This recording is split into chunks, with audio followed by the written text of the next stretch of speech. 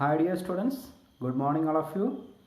At the last class we studied about the importance of history and also discovery of our past.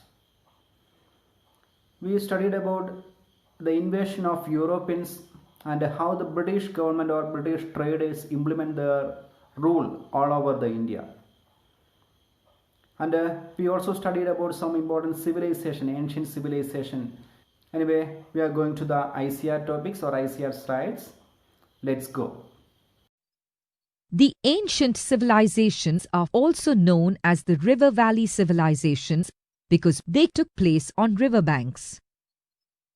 Same ancient civilisations എല്ലാം തന്നെ river Valley civilisation എന്ന പേരിലാണ് പൊതുവെ അറിയപ്പെട്ടിരുന്നത്. അതിന്റെ reason എന്നാ നമുക്ക് നോക്കാം. Same They flourished on riverbanks because people realized the advantages and uses of water and therefore decided to settle on riverbanks. the ancient people were realized the uses of the water. ഇങ്ങനെ കുറേ മേഖലകളിൽ അവരെ water help ചെയ്തുകൊണ്ട് they were settled in the river banks or just near the water bodies. അതുകൊണ്ട് തന്നെ river ബാങ്കുകളിലാണ് അവർ ഏറ്റവും കൂടുതൽ settle down ചെയ്തിരുന്നത്. അതുകൊണ്ട് തന്നെ റിവർ വാലി സിവിലൈസേഷൻ എന്ന പേരിലും ഈ ancient സിവിലൈസേഷൻസിനെ അറിയപ്പെടാറുണ്ട്. People could use water from riverbanks for different purposes such as irrigation, drinking, washing, cooking and transportation. ഇതിൽ എക്സ്പ്ലനേഷൻ ആവശ്യമുള്ള സ്ലൈഡ്സ് ഒന്നും ഉണ്ടെന്ന് തോന്നുന്നില്ല. എനിവേ ഇറിഗേഷൻ എന്നാണ് മാത്രം ജസ്റ്റ് ഒന്ന് പറഞ്ഞു പോകാം. ഇറിഗേഷൻ മീൻസ് നിങ്ങൾക്ക് അറിയാമെന്ന് തോന്നുന്നു. ഇറിഗേഷൻ എന്ന് വെച്ച് കഴിഞ്ഞാൽ നമ്മൾ അഗ്രികൾച്ചറിന് വേണ്ടി അല്ലെങ്കിൽ നമ്മൾ എന്തെങ്കിലും ക്രോപ്സ് ഒക്കെ പ്ലാന്റ് ചെയ്യുന്നതിന് വേണ്ടി ഒരു സ്ഥലത്ത് വാട്ടർ ഇല്ല എങ്കിൽ, വെള്ളമില്ല എങ്കിൽ എവിടെയെങ്കിലും ഒരു റിവറിൽ നിന്നോ അല്ലെങ്കിൽ വലിയൊരു വാട്ടർ സോഴ്സിൽ നിന്ന് ഒരു ചെറിയ പാത്ത് ഉണ്ടാക്കി, ലൈക്ക് ദിസ്, ഇങ്ങനെ ഒരു പാത്ത് ഉണ്ടാക്കി അതിൽ കൂടി വെള്ളം കൊണ്ടുപോയി കൾട്ടിവേറ്റ് ചെയ്യുന്ന സിസ്റ്റത്തിനാണ് ഇറിഗേഷൻ പ്രോസസ്സ് എന്ന് സാധാരണ പേര് വിളിക്കുക. നമ്മുടെ നാട്ടിലേക്ക് ഇറിഗേഷൻ പ്രോസസ്സുകളുണ്ട് ഇപ്പോൾ നിലവിൽ. നമ്മുടെ ഡാമുകളോടൊക്കെ ചേർന്ന് ഇങ്ങനെ ഇറിഗേഷൻ പ്രോസസ്സുകളൊക്കെ നിരവധിയുണ്ട്. അപ്പോൾ ഇങ്ങനെയുള്ള പല പേർപ്പസിന് വേണ്ടി ancient human beings water use ചെയ്തിരുന്നു. So they were settle down just near the river banks. Isn't learning about history exciting? Let's now learn some interesting facts about ancient Indian history. Do you know that India is also called Bharat? India was named Bharat after Bharat, a sage king who ruled parts of northwest India.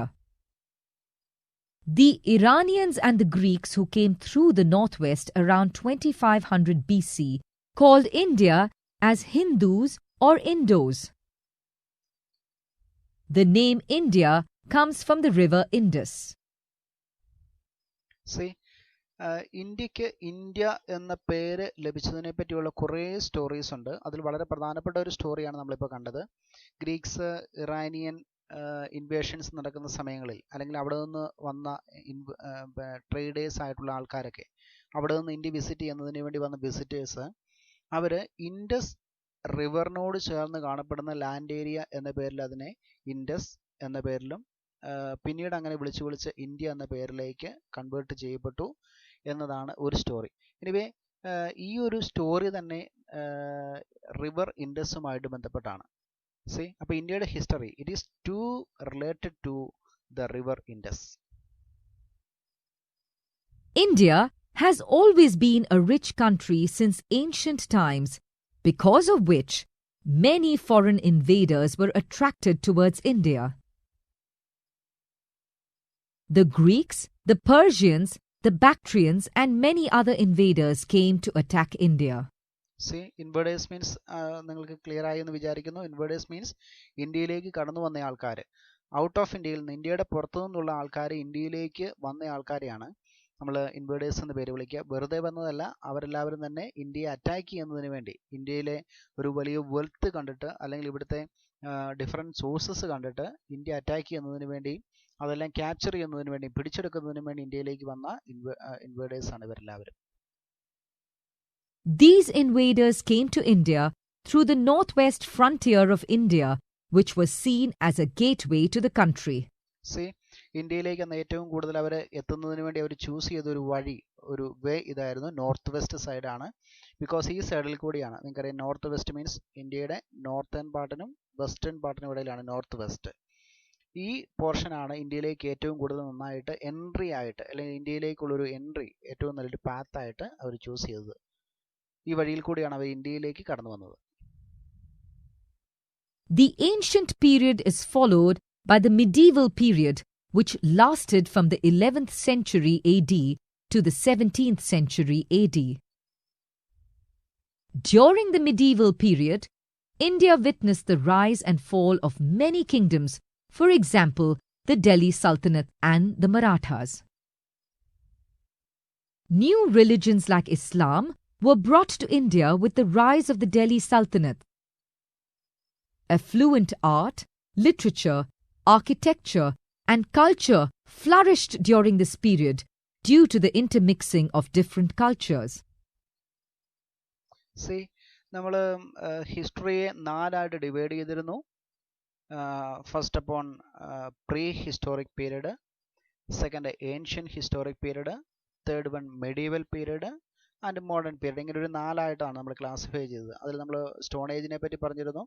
Pre historic പീരീഡിനെ നമ്മൾ stone age എന്നാണ് പൊതുവെ പേര് വിളിക്കുക. Because they were used stone for their daily activities such as tools, weapons etcetera. Then രണ്ടാമത് അവർ അഗ്രികൾച്ചറിലേക്ക്, ഒരു ancient ടൈമിലേക്കൊക്കെ വന്നപ്പോഴേക്കും അവർ അഗ്രികൾച്ചറിനെ കൂടുതലായി ഡിപ്പെൻഡ് ചെയ്തു, ഡൊമസ്റ്റിക്കേഷൻ പ്രാക്ടീസ് ചെയ്തു, അങ്ങനെയൊക്കെയാണ്. ദെൻ തേർഡ് വൺ ഒരു മിഡീവൽ പീരീഡ്. ഈ മിഡീവൽ പീരീഡിലേക്ക് അല്ലെങ്കിൽ മിഡീവൽ ഹിസ്റ്ററി എന്ന് പറയുന്നത് കൂടുതലായിട്ട് ഒത്തിരിയേറെ റൂളേഴ്സ്, ഒത്തിരിയേറെ ഡൈനാസ്റ്റികൾ എമേർജ് ചെയ്തു, പല രാജാക്കന്മാർ രാജ്യങ്ങൾ ഭരിച്ചു, കൾച്ചറുകൾ ഉണ്ടായി, പുതിയ പുതിയ റിലീജിയൻസ് ഇവിടേക്ക് കടന്നു വന്നു. ഇതിൻ്റെ എല്ലാം ഒരു ടോട്ടൽ റിസൾട്ട് എന്ന് പറയുന്നത് the period due to the intermixing of different cultures. See, ഒത്തിരിയേറെ കൾച്ചറുകളുടെ ഒരു മിക്സർ ഇവിടെ ഉണ്ടായി. മറ്റ് ഇന്ത്യയുടെ പുറത്തു നിന്ന് ഇന്ത്യയിലേക്ക് കടന്നു വന്ന പല കൾച്ചറുകളും ഇവിടെ ഉണ്ടായിരുന്ന കൾച്ചർ ഇതെല്ലാം കൂടെ ചേർന്ന ഒരു മിക്സ്ഡ് കൾച്ചറിലേക്ക് നമ്മുടെ നാട്, നമ്മുടെ രാജ്യം മാറി. The medieval period is followed by the modern period, which started with the collapse of the Mughal Empire and the advent of Europeans in India during the 1700s. Europeans like the Dutch, English and French came to India, but eventually the English took control of India. The English controlled India for over 200 years.